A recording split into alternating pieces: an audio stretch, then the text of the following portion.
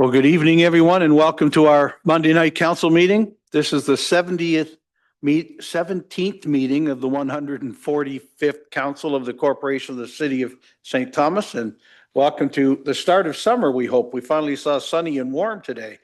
Are there any disclosures of interest from any of the members? Seeing none, we'll move on to minutes. I have a motion that the minutes of the meetings held on May 20th, 2025 be confirmed. Moved by Councillor Peters, second by Councillor Gibson. Questions or comments on the minutes? Seeing none, all those in favor? Any opposed? Carried. No deputations this evening.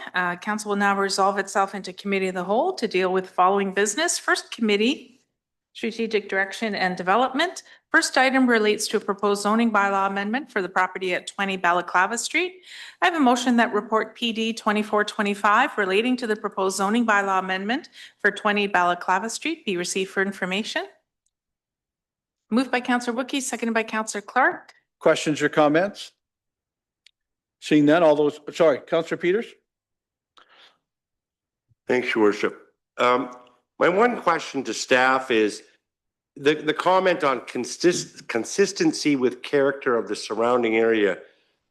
Official plan policies do not evaluate proposals for redevelopment, etc. And we were looking at a while back at design standards for the city. And why wouldn't we take into account what a new building is going to look like and how to ensure that it blends in with the neighborhood? You know, I can think of one not very far from here of a infill apartment building on Scott Street. It's really nice architecturally, but doesn't fit in with the character of the neighborhood. So I don't know whether staff has a quick comment on that one, please. Sure. So through you, Your Worship, so that comment in the report was referring more to the consistency of the built form. Because if you had consistency of built form, then all buildings in a neighborhood would have to be of the same form. But in terms of our official plan, we look at compatibility. So that allows you to have different intensities within the same neighborhood. We will be looking, we do have sort of the urban design provisions. So we will be encouraging the applicant to fit within the community contextually. They're retaining the existing building, but with the addition. So in terms of consistency, that in the report, it was referring to consistency of built form. Thanks. Further questions or comments? Councillor Wookey. Thanks, Your Worship. Just the loss of privacy with the Alma Street residents there. I see here it says site plan approval could be used to maximize privacy through measures such as vegetative buffering. For the interest of the public watching and anybody here, can you describe kind of how that works? What's the point? For me as a guy who's a landscaper, gardener guy, I won't want to see one thin little bits of, thin hedge that then is, somebody backs into it and it's gone. So what can we do there to make some fairly robust privacy for those folks? Yes, it was a school. I appreciate the fact that I back onto a school. I know what it's like, but it's not been a school for quite a long time for several of those neighbors. Thanks very much. Mr. Pompili? Yeah, through you, Your Worship. Very good question. And that is something that will be further discussed when we have our public site plan meeting coming up probably later this month. But there's various means to try to buffer and create some better landscaping to sort of mitigate any potential impacts.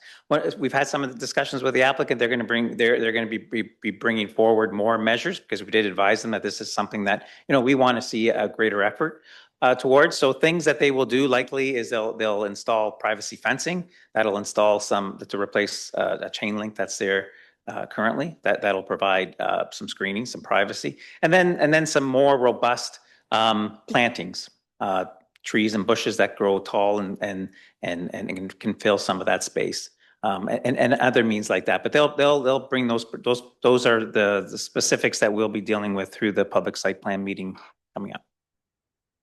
Great. Further questions or comments? Seeing none, all those in favor? Any opposed? That's carried. Next item relates to a community improvement plan project with Matt Janes Consulting Limited.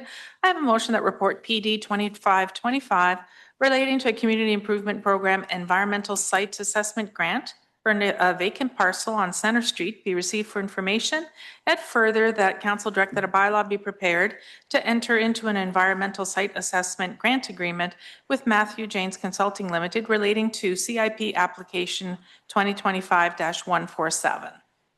Moved by Councillor Herbert, seconded by Councillor Wookie. Questions or comments on the CIP report? Councillor Peters. Thanks very much, Your Worship, to staff. Generally, we see CIP come back and it's about adding units to a building. And I think this is probably the first one that I've seen that it's going to be part of an environmental assessment process. So as an example, if someone was an owner of a property on Talbot Street that had a former gas station site on it, from what I understand in reading the CIP is that the program was designed to provide this very kind of assistance to clean up brownfield sites or potential brownfields. Mr. Pompili? Yep, through your worship. Yes, no, great comment. The CIP program that we have in place is a very robust program. And as all members of council know, the city of St. Thomas has many sites that are brownfield sites, former railway yards, former warehouses, former industrial areas. This site in particular is a former railway line, and it is zoned right now for potentially for residential uses. But because we know what that previous use was, and the owner knows, they will have to do an environmental assessment of that. And the CIP is there to help to encourage development, to encourage redevelopment of these brownfield sites. It's an incentive that the city offers so that these assessments are done and the properties just aren't left vacant. And it's a common practice throughout. A lot of other, any future approvals will still have to go through planning in terms of what ultimately is developed there. But at this stage, the applicant is proposing the environmental assessment so they can kind of determine what's there, determine if it's worth their effort even to do any further development. And that's what the purpose of the CIP was put in place for. Further questions, comments? Seeing none, all those in favor? Sorry, Councillor Clark, was your hand going up for a question? Just a comment. I was kind of encouraged to see one of the first pieces of that railroad land. We've got such a long stretch that's been sitting vacant for a long time, and it'll be interesting to see what happens through the environmental study. So it might encourage others to move on their properties as well. Good comment. Further questions or comments? Seeing none, all those in favor? Any opposed? Carried. Next item is a notice of decision received from the Committee of Adjustment to permit 2 additional dwelling units in an existing detached accessory building, whereas the zoning bylaw provides that no accessory building shall be used for human habitation at 21 Jesse Street. There are no further items from the members for this committee. We'll now move into community engagement and services. First item relates to the lives lost of people experiencing homelessness monument. I have a motion that report SESS 1325 relating to the lives lost of people experiencing homelessness monument be received for information. Moved by Councillor Peters, seconded by Councillor Gibson. Questions or comments? Councillor Baldwin-Sands. Thank you. I really appreciated this report, and I was hoping to ask a couple of questions of the author, if possible. I see her approaching. Thank you.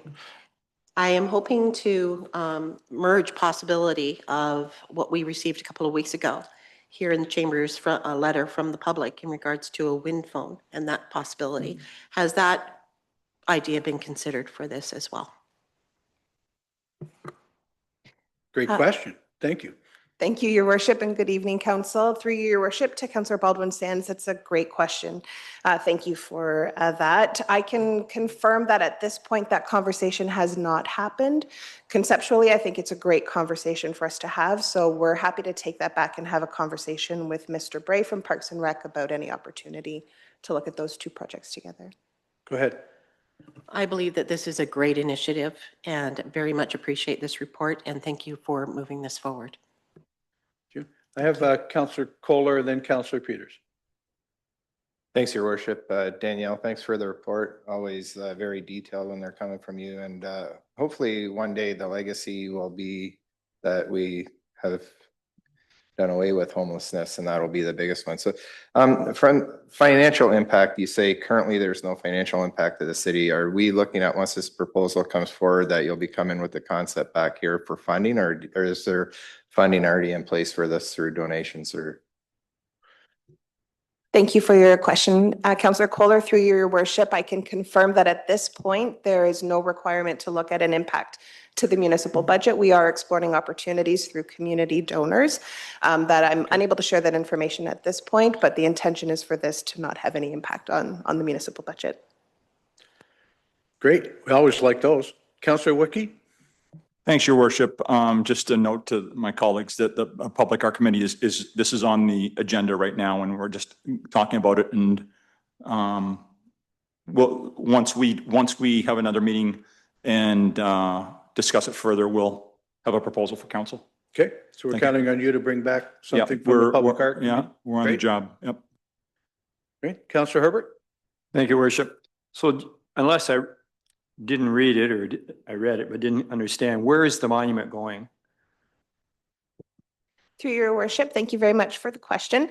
So the recommendation that will come forward from the art board, as Councillor Wookie has shared, will include details on the location. We're exploring at this point, after consideration throughout our city for location, an opportunity at the social services property location. Councillor Gibson? Thank you, Your Worship. Danielle, are you planning on having this ready for October 10th? Is that the idea? Thank you. And through your worship, yes, that is the intention. It'll be subject to the opportunity for other moving parts of this project to align itself, but we would like to line it up with World Homelessness Day to increase community engagement, awareness, and impact. Great. Any further questions or comments? Seeing none, all those in favor? Any opposed? That's carried. That concludes the items for this committee, unless there are any items from the members. Your Worship, seeing none, we'll now move into infrastructure and civic operations. First item relates to the final endorsement of the Dalewood Water Reclamation Facility. I have a motion that report ID 1225 relating to the Dalewood Water Reclamation Facility final endorsement be received for information, and further, Council endorse the findings and results of the environmental study report dated February 2025. Moved by Councillor Wookie, seconded by Councillor Gibson. Questions or comments? Seeing that, oh, sorry, Councillor Peters? Thanks very much, Your Worship. To whoever, but I guess Meredith perhaps, but I'm interested in this comment on here on the map, potential outlet receiver.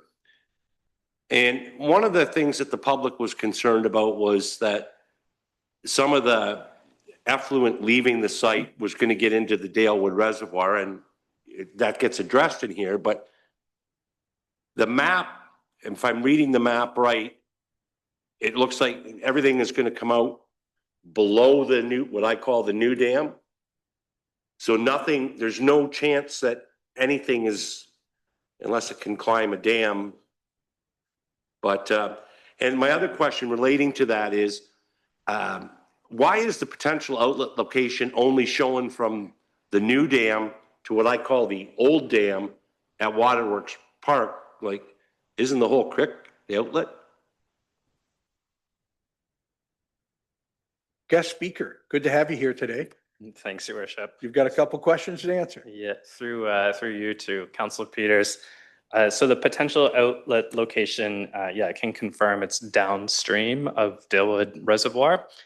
You do see a range in that black line there of where it potentially could go. What we're looking at right now is obviously to minimize cost is one of the factors, since we're trying to tuck it up as close as we can to the existing dams. So if you're looking at the image to the far right, so it does indeed flow through the entire creek, through Waterworks Park, and then down to Port Stanley. Go ahead. My second question is, when the water is high, like it is a churning, foaming mass below that dam, how do we ensure that we're going to cause a backup into our plant? Like the water level could get to a point that is actually higher than the outlet into the creek. So how do we ensure that we're not going to be shutting down our new treatment plant? Patrick? So a good question, through your worship, to Councillor Peters. So at our existing plant, it's very low. It's very close to the creek. And so at our existing plant, the water is actually pumped into the creek. So it's forced in, so it doesn't back up that way. There's also check valves in there to make sure water can't come up, similar to a sewer in your house. At the new plant, the difference in elevation between the top of the field there to the creek is about 6 meters. So maybe in a 1 to 1,000 year storm, maybe would back up, but we would have the same safety checks with the new plant as well. So a backwater valve or equivalent, so water couldn't go back up. And then the other thing we've done is we've worked with KCCA to establish what those flood levels do look like. And then we take the outlet and we generally put it above what those 100-year flood levels are. Yeah. Councillor Wookey, then Councillor Herbert. Thanks, Your Worship. Pat, you and I have had several conversations about several items on this. So just for the public's benefit, again, so we are all comfortable, hopefully. Let's talk about how this will generally differ from the Sunset plant, knowing that we can't do much to the Sunset plant because it's 7 years old. I was trying to explain it to myself, saying, you got your old dial-up phone that doesn't do much. Now we got cell phones. It's still a phone, but it's a very different thing. So if we can just start with that about how's it going to be different? And of course, what we're talking about is that things are enclosed and those kind of things. So if we could start with that one, then I just have one other question. Thank you. Through worship to Councillor Steve Wookey. So the technology that has really evolved in leaps and bounds, it started around the 90s and early 2000s, and that was the odor control piece. So our existing plant was generally built in the 50s and 70s, so before that odor control technology was even in place. So we have the opportunity with the new plant to do a really good job on odor control, and we will, because that was one of the primary concerns that we heard from the public. So what that involves is generally all the pieces of the plant that generate odor is you enclose them, you draw off that air using negative pressure, and then you pass it through an odor control unit. And now there's all sorts of types of odor control units. Sometimes they use chemicals, sometimes it's through a natural organic process, and then there's also carbon polishing that you can do as well. So it's really the odor control piece that has evolved, and we have the opportunity to make really good improvements compared to the existing plant. Okay, and then just one follow-up. Go ahead. Okay, thank you. Then the other piece I think that some members of the public would say is, why is KCCA on board with this? Like, this seems to be like exactly what you wouldn't want, but in fact, that's not really the way it is. So if you just comment upon their point of view regarding this and how this is actually beneficial. I was reading reports about, water levels and volume of water in dry times of the year. So that kind of stuff. Thank you. Yeah, through your worship to Councillor Wookey. So KCCA has been engaged for the past couple of years, and their primary concerns were erosion and sediment control, as well as the natural environment. So on the erosion and sediment control piece, yeah, we did talk about, for lack of better words, the flashiness of Kettle Creek. So when it rains, it really comes up really quick and then it comes back down. So what this plant would do is provide some base flow into the creek, and that's really, really good for the aquatic habitat. So it actually improves the creek, especially in that July and August timeframe.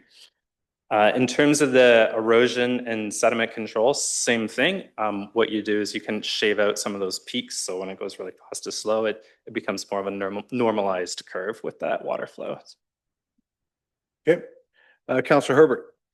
Thank you, Worship. Well, Councillor Wookey touched on what I was going to ask, but just a clarification. The statement is the facility will have less odor the biggest concern for the residents on Sunset was always the odor. So what is the comparison between Sunset and the new one? What are we talking percent wise? Like, I don't know if you know what I'm getting at. Is it 80% less there at the other place, going to be 20% less for the residents? Because it's an issue, I think, was one of the biggest issues was the odor. So when you say we'll have less, what do you mean less? 5% less than Sunset? 20, 50? Never 100, I understand. But anyway, that was my question. Thank you. Wow, give us a number so we Yeah. can measure you. Yeah. Through your worship, Councillor Herbert, tough question for sure. I can say as part of this project, I got the opportunity to visit a number of different sites throughout southwestern Ontario that were built with that more robust odor control, including some in London, in Leamington, in Stratford, and in Kitchener. And I could stand, from you to me away, and you wouldn't smell anything unless you went into the area that collected what we call the grit. So again, the technology is involved in leaps and bounds, and I think we can do a really good job with this plant in terms of odor control. Sorry, through the worship. So you're saying it's just going to be less. You have no idea how much less. That's what you're saying. Because that's what people talk about. They don't want the I think smell. you just described a lot less, Yeah. but do you want to use the word a lot less? Yeah. Yeah, I would say minimal based on the site visits that I've done and the plants that I've visited, is that you have to get, within 10 or 15 meters to really smell something. Councillor Clark. Thanks. I just wanted a little bit more information about the flows. Have the studies outlined kind of how much more flow there will be in terms of the outlet? Because I know in July and August, there's almost nothing in certain spots. And if there was going to be a wider range, then it might provide more recreation in the future.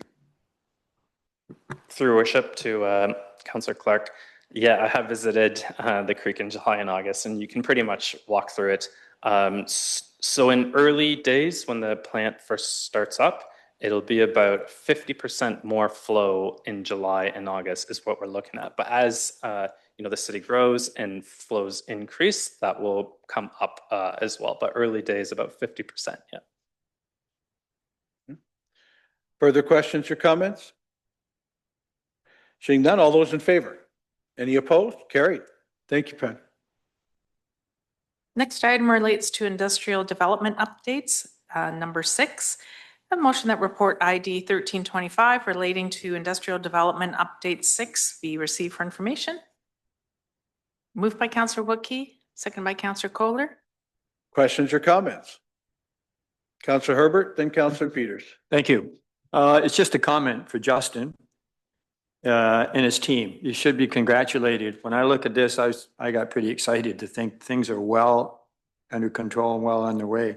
It looks as though, my question was, it looks like they're going to start putting a foundation in June. Is that what I'm reading? Starting that? That was my question. Thank you. Justin? Thanks. I think a little bit later than that, but probably in the start of the third quarter. So maybe midsummer, we'll see that foundations. That's very exciting. The parking lots just went in on the PowerCo site last week and this week. So that's another exciting step. Go ahead. Thank you, just a follow-up. I think that's great for the community to see some foundations going in. There's all that gossip out there from time to time. And your worship was in Germany, was guaranteed this project was going.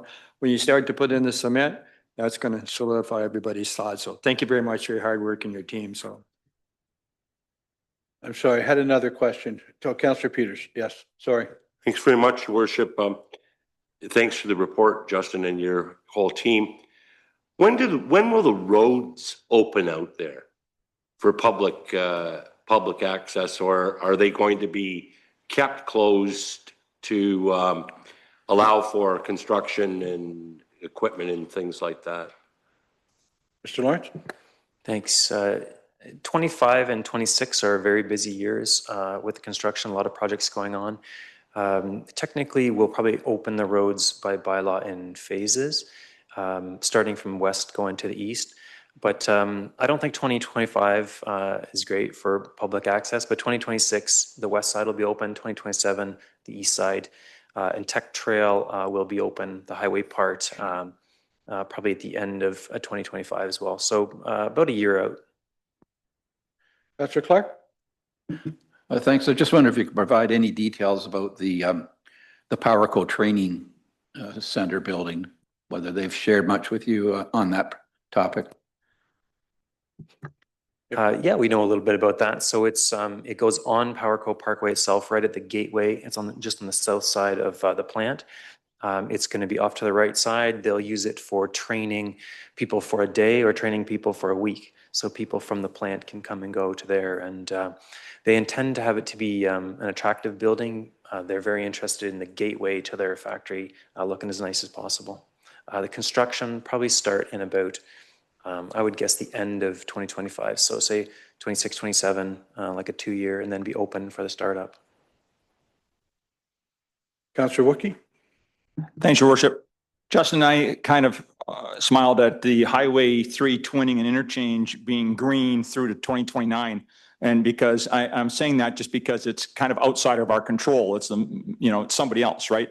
So half tongue in cheek, half seriously, I think they should have a whole different color. They should have a whole different color for theirs. Like, I don't know, something odd that's outside of our control, random, but just some commentary upon that one. Like it's saying on time, but then it's not, it goes till 2029.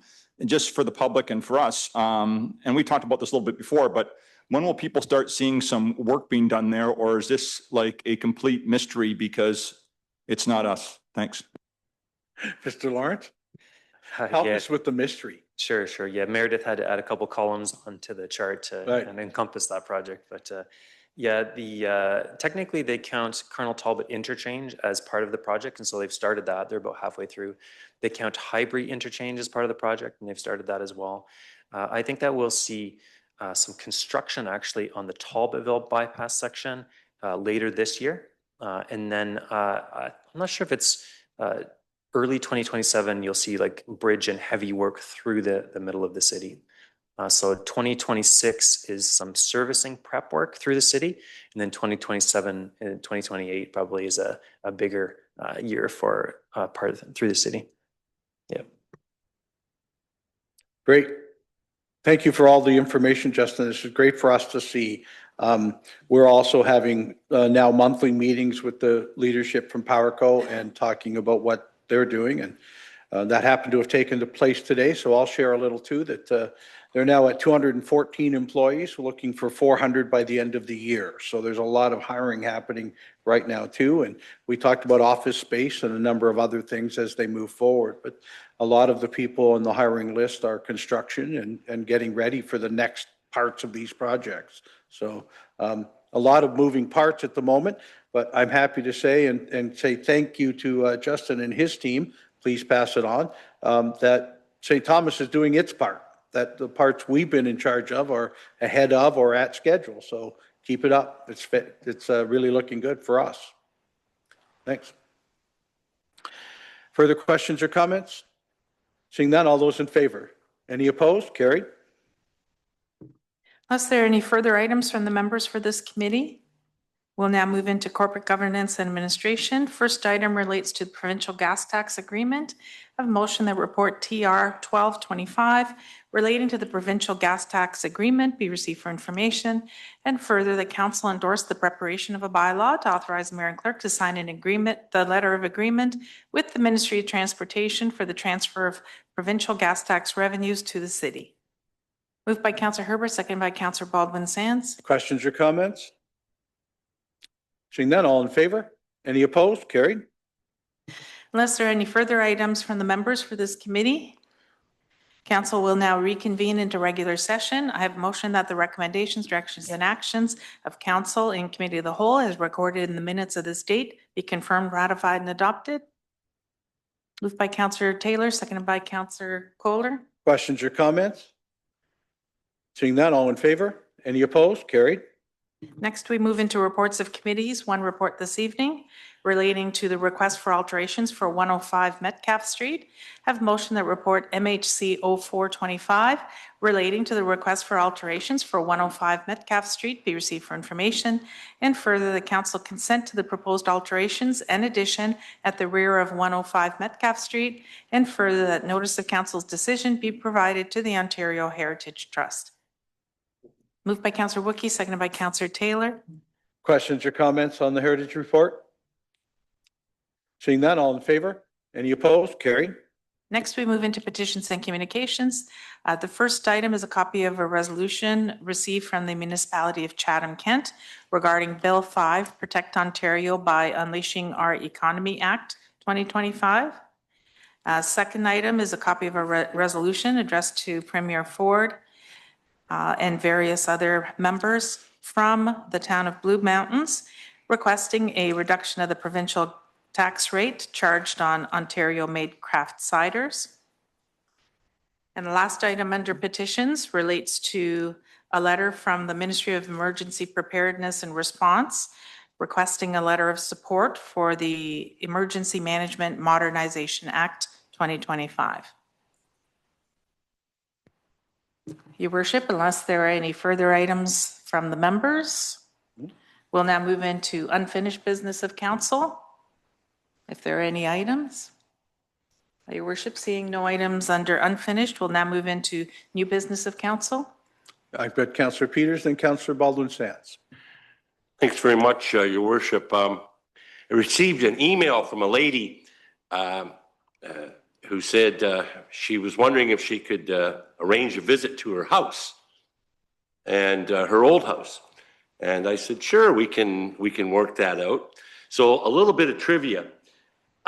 For years, City Hall actually had an apartment in it. Yep. Up on the third floor, the caretaker lived in the building. And it was probably put in about 1953.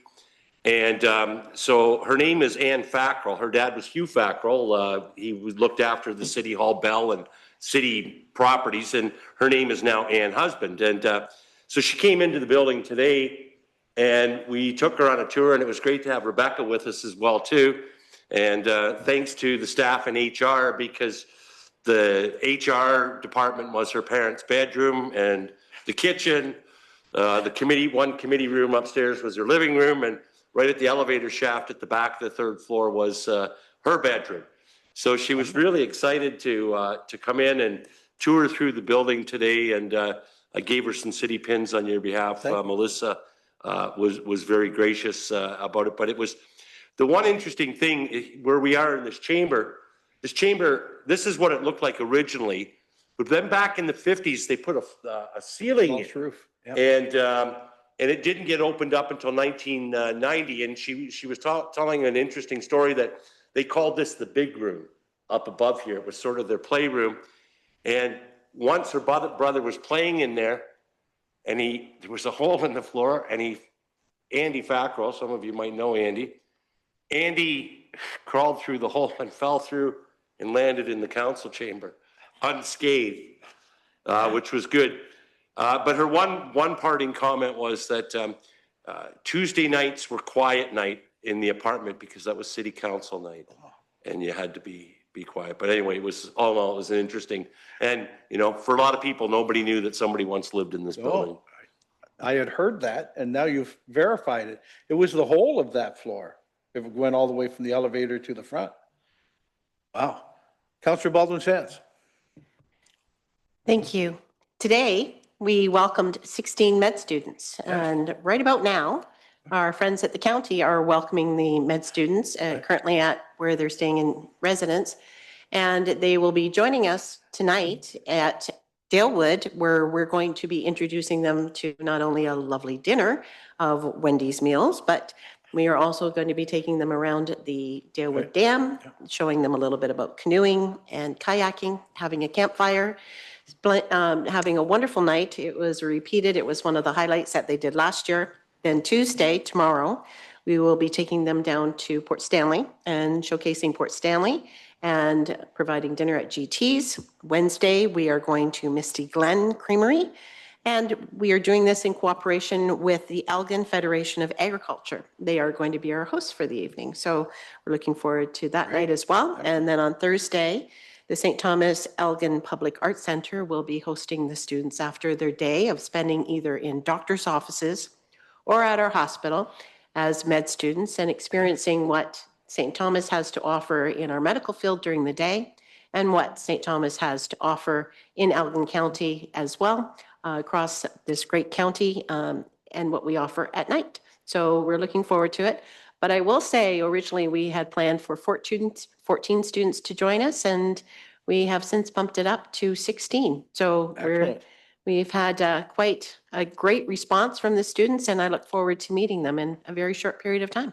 Well, I'd like to congratulate the physician recruitment team and our hospital and everybody who's playing host this week, the county also, and yourself for the work that we're doing. And we don't know when some of this pays off. Sometimes it's 4 or 5 years down the road. But, you know, I remember my first year as mayor spending time with some of the students out at GTs and having great conversations. And I think now we're starting to see the payoff. We're starting to see some of them pick St. Thomas as a place they'd like to come and practice. So thank you for the hard work you put in each year on this. But is there a way you can like bungee cord them or duct tape them to St. Thomas and not let them leave? Go ahead. Thank you very much for that.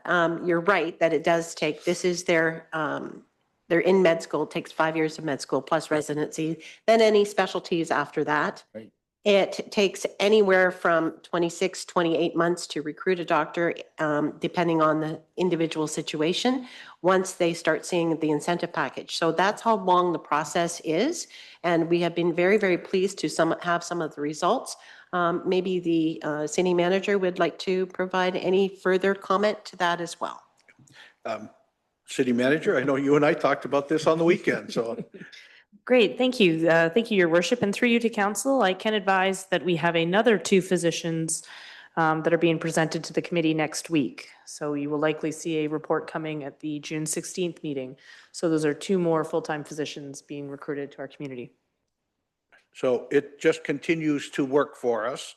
And I'll knock on wood to make sure that it carries on. We're starting to see the hard work of the last decade really starting to pay off with family physicians in our community, and the work we're doing in this community to attract people to say, that's where I want to go practice is in St. Thomas. That's great. Any other new business from members? I can give you a quick update. City manager and I were at FCM all weekend in Ottawa, and it's always just a whirlwind of activity of different study groups and different meetings, and the Prime Minister came to speak, as did a number of other politicians, but mostly it's about talking to other municipalities of our size, shape, or not, about things they're doing right and how it's working.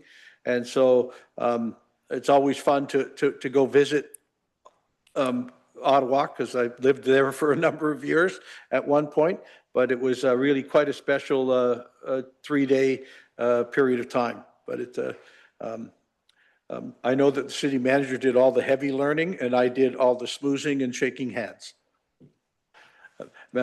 Lisa, anything you want to share with how your weekend went?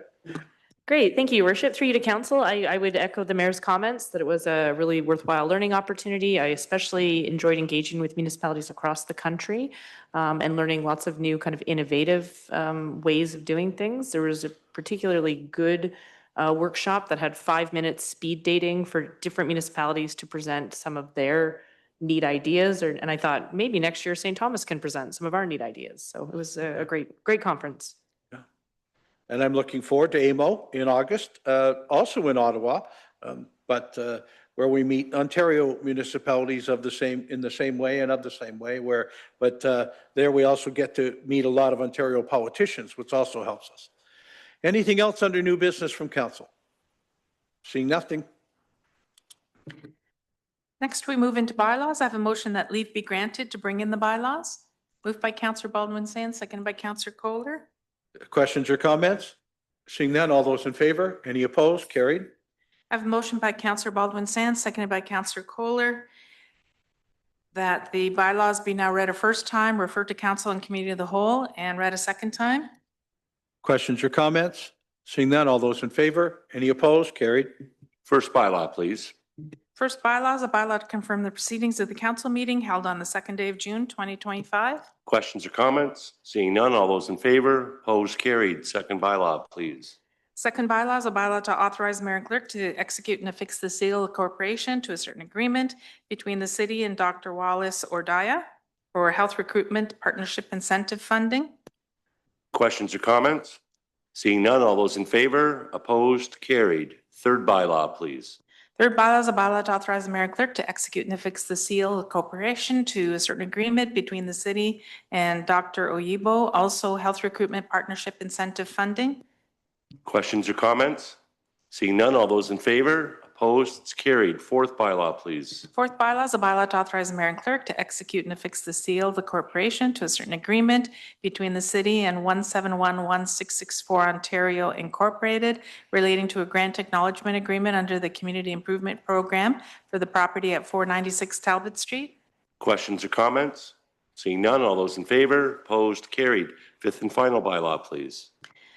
Fifth bylaw is a bylaw to amend bylaw 50-88, being the zoning bylaw for the city of St. Thomas. This is to permit a supportive housing development at 20 Balaclava Street. Questions or comments? Seeing none, all those in favor? Opposed? It's carried.